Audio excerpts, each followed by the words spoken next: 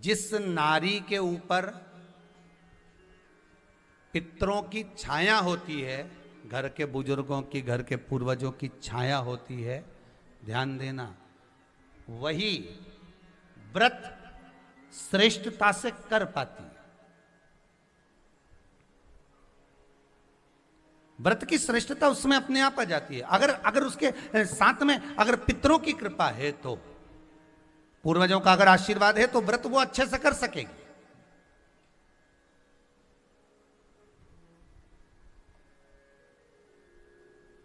और सहज भाषा में समझ लीजिए, बहुत अच्छे से समझना इस बात को, कि मान लो, एक सरल भाषा में आप और अच्छे से समझिए उसको, बहुत अच्छे से, कि जिस व्रत के दिन आपका उपवास है, सोमवार का, मंगलवार का, बुधवार का, गुरुवार का, तीज का, चतुर्थी का, पंचमी का, छठ का, किसी का भी अगर आपका व्रत है, और उस व्रत वाले दिन यदि आपको क्रोध आ रहा है, व्रत वाले दिन अगर आपकी प्रवृत्ति चिड़चिड़ी हो रही है, क्रोध आ रहा है, अपशब्द निकल रहे हैं, और रोना आ रहा है, क्रोध आ रहा है, बहुत सारे परेशानी उसी दिन तुम्हारे सामने आ रही है, समझ लेना कि तुम्हारे घर के पितृ भूखे जरूर है, अन्न भाग मांग रहे हैं। एक बात पहले भी कही थी, शायद आपको ध्यान में होगा, रात्रि को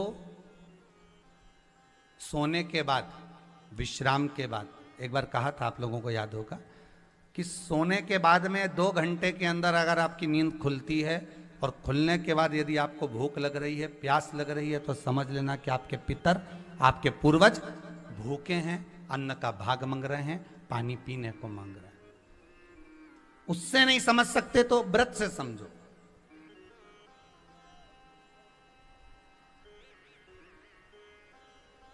व्रत से समझ लो।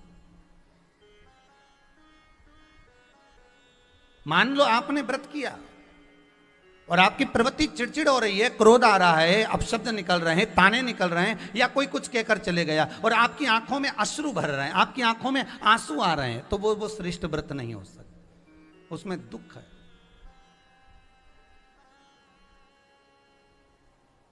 पुष्प ताजा है तो आप भगवान को दोगे, सही है कि गलत है?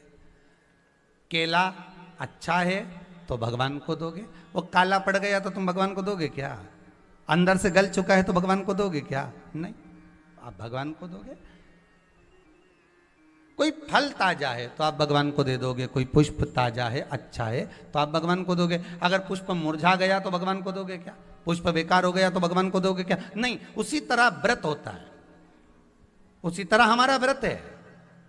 जिस व्रत में हमको क्रोध आ रहा है, जिस व्रत में हम चिड़चिड़े हो रहे हैं, जिस व्रत में हम अपशब्द कर रहे हैं, जिस व्रत में हमको रोना आ रहा है, जिस व्रत में हम किसी की बात का ठेस हमको पहुंच रहा है और हम क्रोधित हो गए, हम रो दिए, हम चिड़चिड़ हो गए, समझ लेना वो फूल मुरझा चुका है, वो व्रत तुम्हारा बेकार हो चुका है, उसको भगवान स्वीकार नहीं करेगा। और जिस व्रत में आपके चेहरे पर प्रसन्नता, हम इस व्यासपीठ से कहना चाहेंगे कि जितने भी यजमान यहाँ कथा करवाने आते हैं, जितने भी यजमान यहाँ पहुँचते हैं या ऑनलाइन वहीं से बैठकर पूजन कर कर कथा करवाते हैं, हम उनको भी कहते हैं कि 7 दिन की आपकी शिव महापुराण की कथा है, 5 दिन की आपकी शिव महापुराण की कथा है, 9 दिन की आपकी शिव महापुराण की कथा है। शंकर की कथा, चाहे भागवत कथा हो, चाहे रामायण कथा हो, रामचरितमानस हो, चाहे गीता हो, जिस पुराण को आप बचवा रहे हो, जिस पुराण को आप करवा रहे हो, जो करवाने वाला होता है उसके चेहरे पर स्माइल होना चाहिए, प्रसन्नता होना चाहिए। क्यों? क्योंकि इस पुराण को आप अकेले नहीं सुन रहे, इस पुराण को आपके पितृलोक में विराजमान पितृ पूर्वज भी श्रवण कर रहे हैं। जितनी आपकी चेहरे पर प्रसन्नता होगी, उतनी आपके पूर्वज भर भर कर आशीर्वाद देंगे। 7 दिन तक, जब तक आप कथा का रसस्वादन कर रहे हो, कथा श्रवण कर रहे हो, 7 दिन तक आपके चेहरे पर अगर प्रसन्नता है तो पूर्वजों का आशीर्वाद आप पर बना हुआ है।